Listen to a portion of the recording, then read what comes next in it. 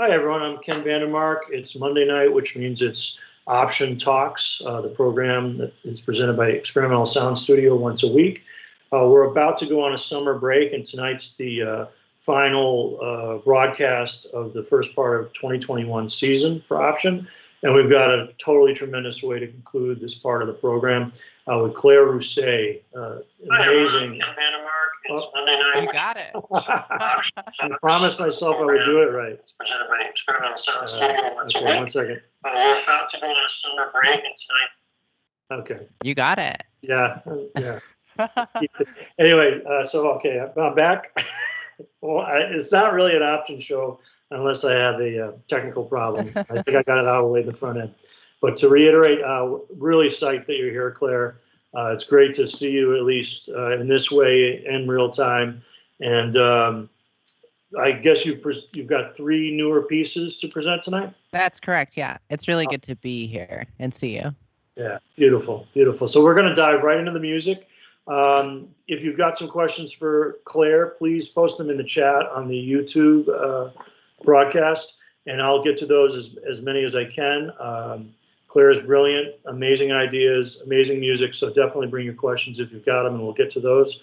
And do you have anything regarding the first piece you want to talk about, or should we just check it out? Or I think we should just go to the music. Okay, I like it. I like it. Thanks for being here, Claire. This is the first piece. Thanks for tuning in, everyone. Claire Rousay.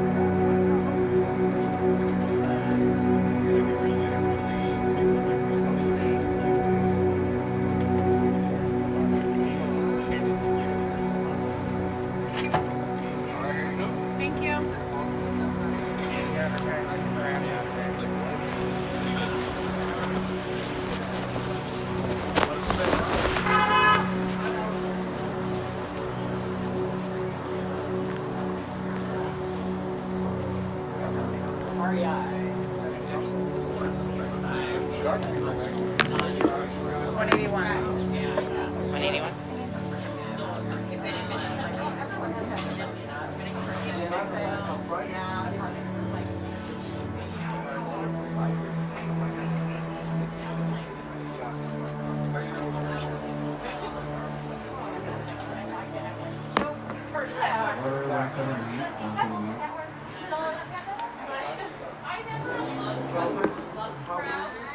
So fucking good.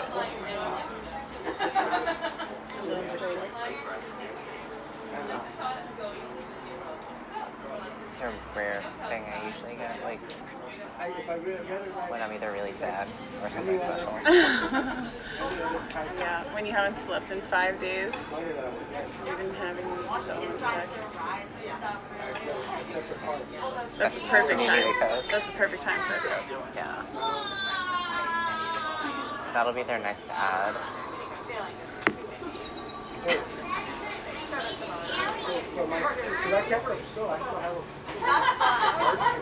What's that? Hot baby. Hot bitch.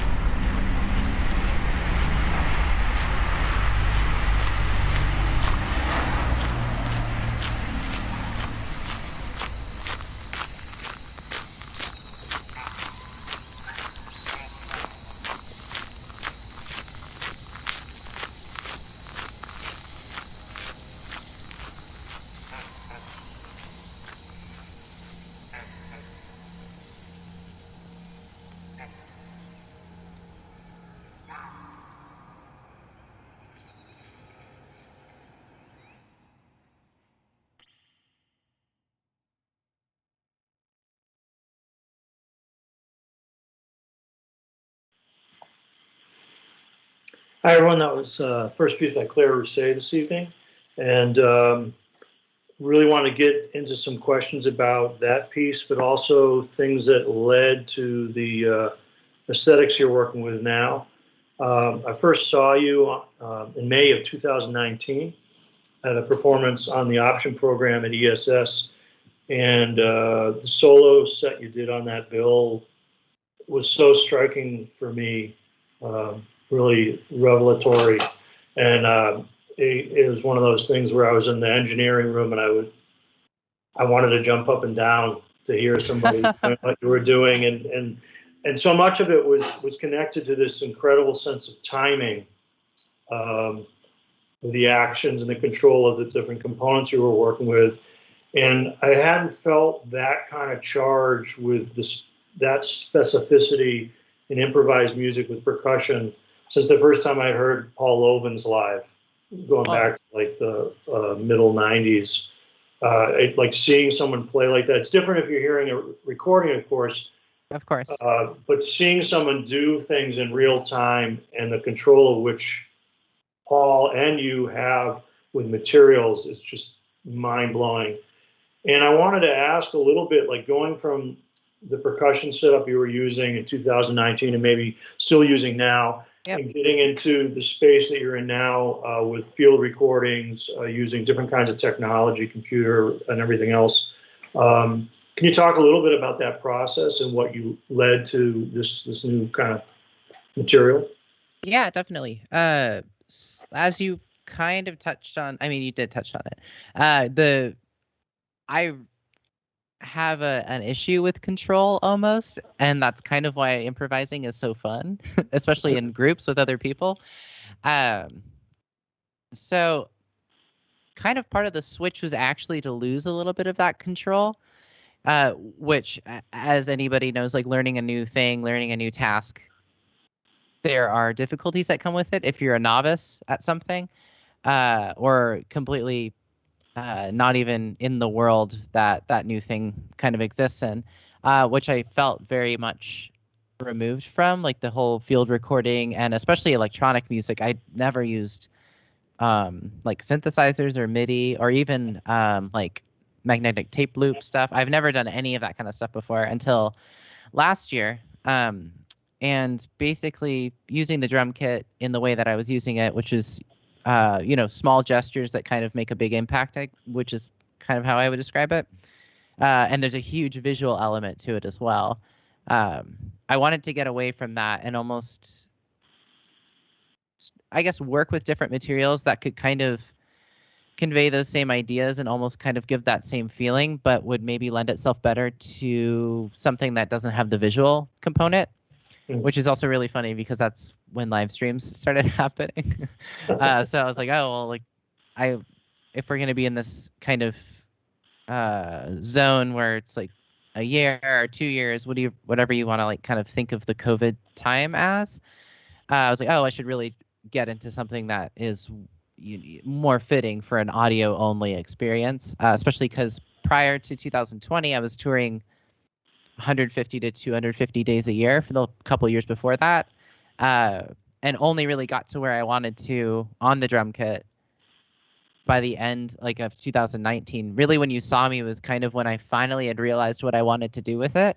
And I think at that point, everything started making sense in my head. And then I was thrust into a situation where that was no longer the case, which is really funny. And I think losing control over just the world in general kind of helps me assess and reassess what I was doing with my instrument and why I was so tied to any instrument in particular now. So kind of the switch came from being obsessed with control and almost kind of being forced to let go of it, which I'm sure a lot of people have experienced due to social distancing and isolation and everything like that. Cinematic is not the right word I would use, but I do like using field recordings to kind of create that sense of space and like recreating a sense of space and recontextualizing certain events and spaces, which I feel like is a huge part of improvising because you're playing in different rooms all the time. Somebody could play in that room the night before, but they could be playing a different instrument or playing their instrument in the exact opposite way you play it in, but you're still existing in the same space and sometimes even on the same night. So kind of improvising is still what I do, and it still informs everything that I do, which is really kind of the core of what I do in general is I improvise. So even though the tools are different and the aesthetics are, changing over time, I still feel the same way I did when I would improvise solo using percussion. I still get the same feeling. It's just a different sonic experience.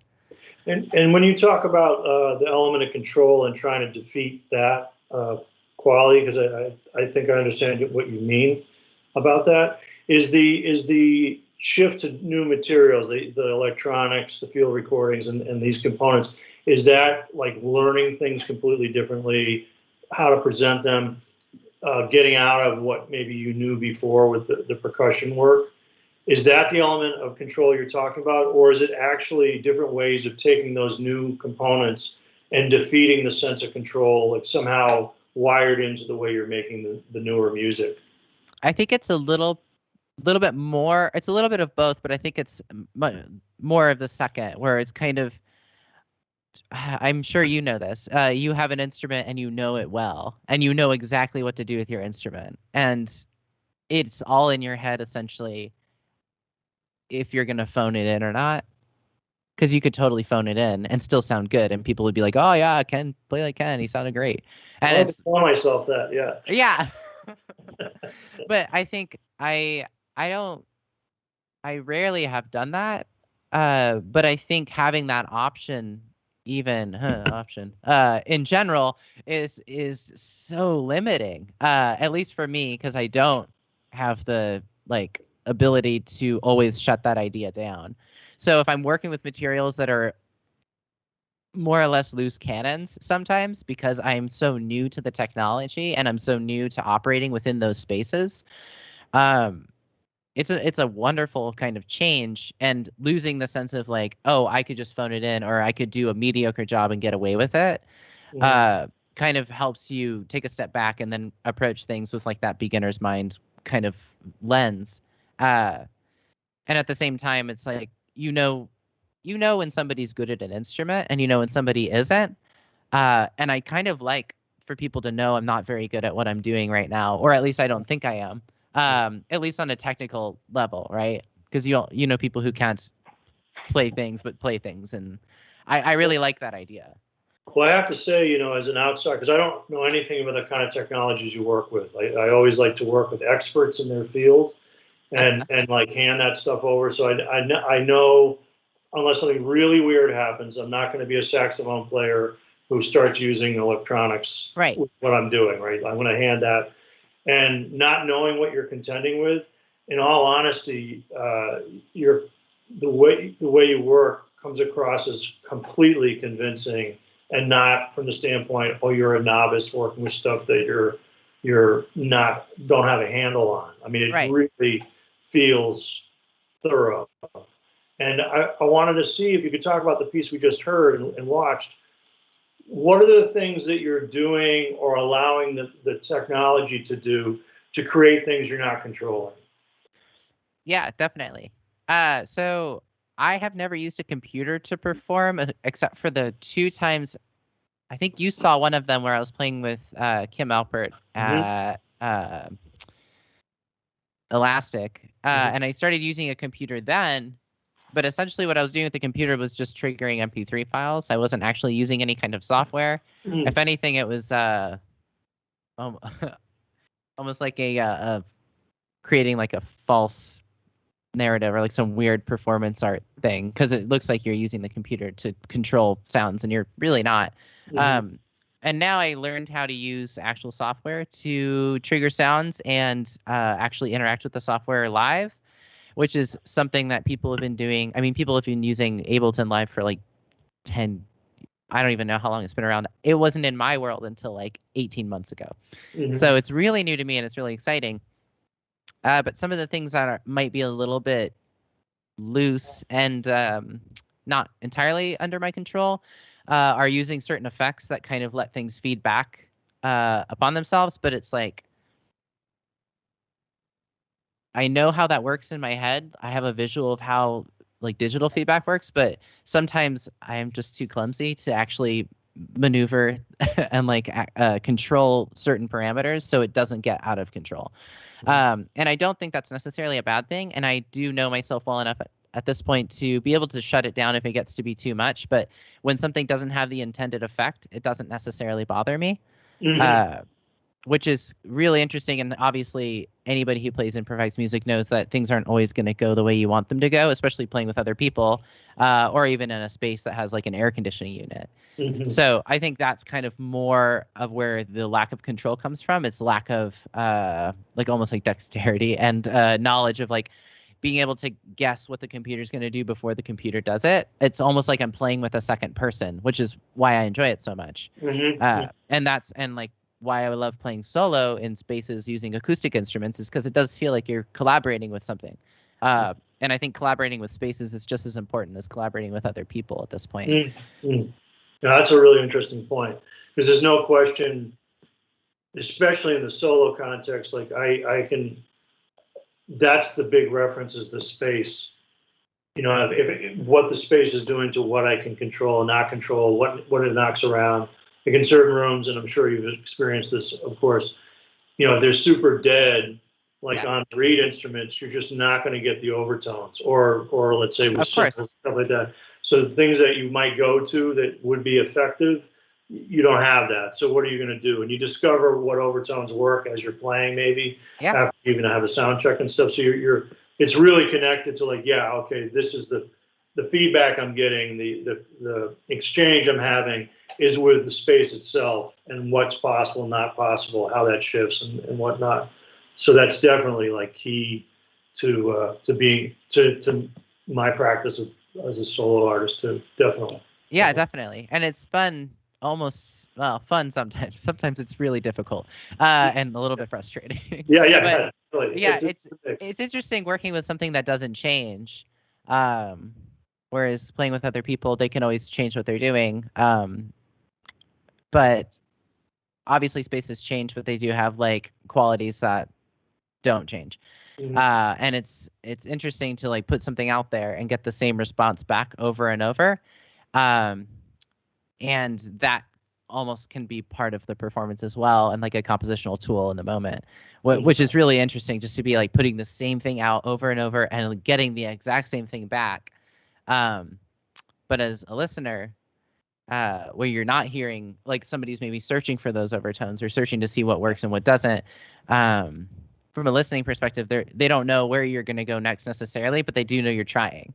And it's like they can kind of see the feed, like the conversation happening with the room.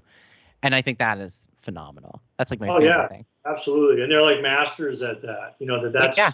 a huge component, like Evan Parker's work, solo work, 100%. testing the space, moving. And it's when you hear in concert someone doing that, again, it's almost impossible to get across in a recording.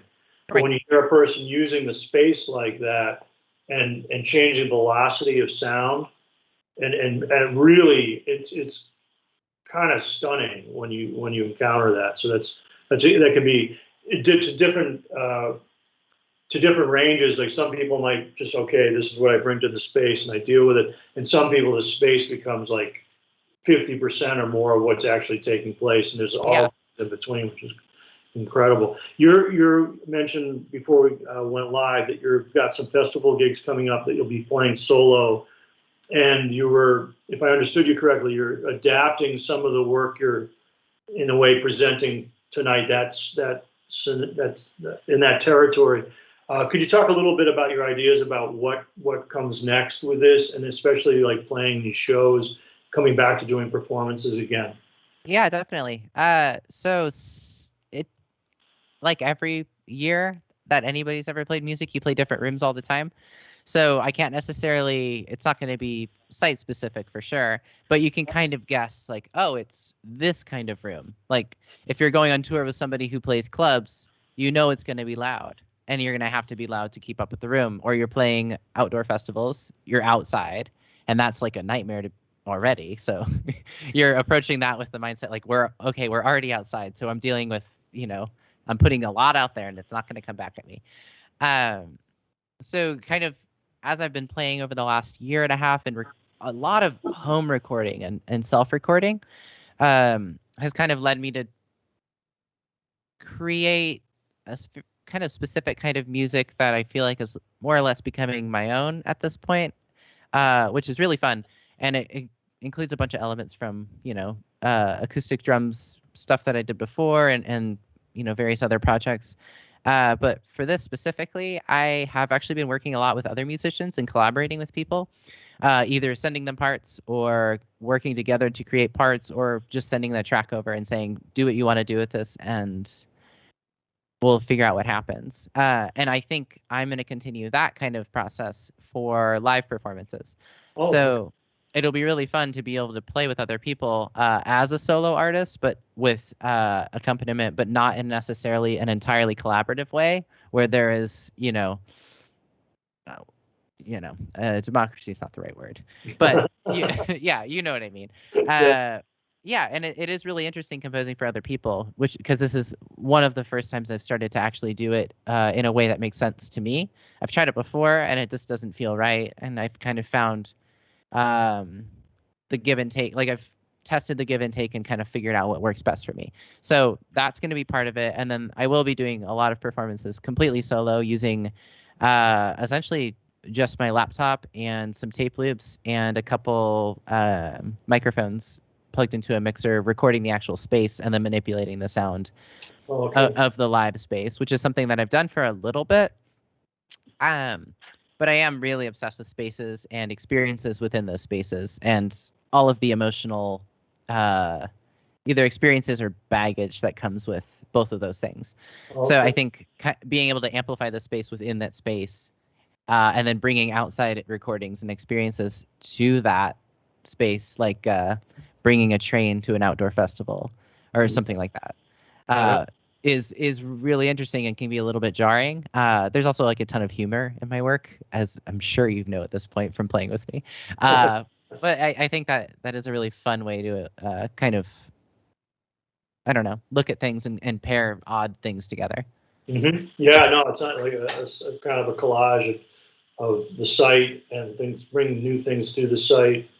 Yeah, the whole idea is great. Super, super exciting. You were talking a little bit too about, I'm paraphrasing, but about harmonic ideas, more like, as you said, you're playing some quote unquote more pop music festivals, and you were thinking, what do you mean by that? Like